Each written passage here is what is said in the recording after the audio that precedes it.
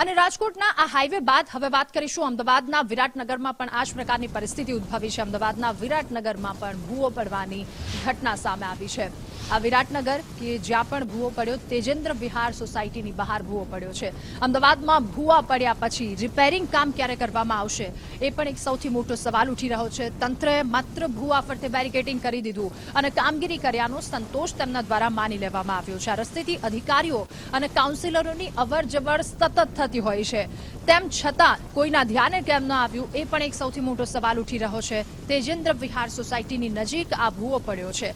શું તંત્ર દ્વારા કોઈ અકસ્માતની રાહ જોવામાં આવી રહી છે એ સવાલ ઉઠી રહ્યો છે, કારણ કે ભૂવા ફરતે માત્ર બેરિકેડિંગ કરી દીધું છે। અધિકારીઓને અહીંયાથી સતત અવરજવર થતી હોય છે, કોઈનું ધ્યાન કેમ ન ગયું એ પણ એક સવાલ ઉઠી રહ્યો છે। આ જ રસ્તેથી કાઉન્સિલરોની પણ અવરજવર થતી હોય છે, પરંતુ કામગીરી કેમ નહીં? શું માત્ર બેરિકેડિંગ લગાવી દેવામાં આવ્યું અને કામગીરી કરી લેવામાં આવી તેવો સંતોષ માની લેવામાં આવ્યો છે હાલ પૂરતો? આ અમદાવાદની પરિસ્થિતિ, અમદાવાદમાં તેજેન્દ્ર વિહાર સોસાયટીની પાસે નહીં, આ ભૂવો પડ્યો છે, અકસ્માત પણ થઈ શકે આ ભૂવા બાદ।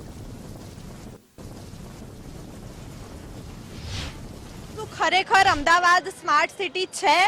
આ એક મોટો પ્રશ્ન સામે આવી રહ્યો છે, કારણ કે છેલ્લા ઘણા સમયથી વરસાદે તો વિરામ લઈ લીધો છે, પરંતુ વિરામ બાદ પણ અમદાવાદમાં ઠેર ઠેર નવા પડેલા જે ભૂવાઓ છે તે જોવા મળી રહ્યા છે।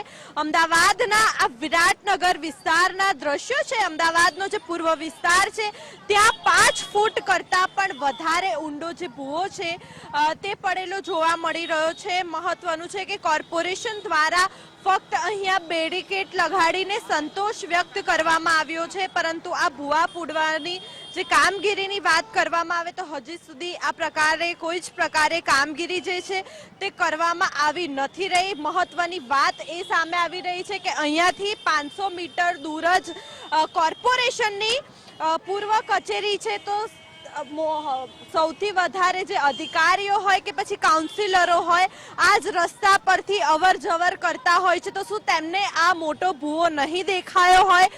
બીજી તરફ વિરાટનગર વિસ્તારનું આ સૌથી મોટું શાક માર્કેટ બજાર છે કે અહીંયા સૌથી વધારે લોકો આ સમયે ખરીદી કરવા માટે આવતા હોય છે, ત્યારે આ ભૂવામાં જો કોઈ દુર્ઘટના સર્જાશે તો જવાબદાર કોણ? બીજી તરફ આ ભૂવાના કારણે અડધા ઉપરનો જે રસ્તો છે તે બ્લોક કરેલો જોવા મળી રહ્યો છે, ત્યારે અહીંયા ટ્રાફિક જામના પણ જે દ્રશ્યો છે તે સર્જાયેલા જોવા મળી રહ્યા છે। ત્યારે હવે અમદાવાદમાં ક્યારે એક તરફ કોર્પોરેશન દ્વારા ખાડા પૂરવાની કામગીરી કરવામાં આવી રહી છે, ત્યારે બીજી બાજુ અમદાવાદમાં દરરોજ નિત નવા જે ભૂવાઓ છે તે પડેલા જોવા મળી રહ્યા છે।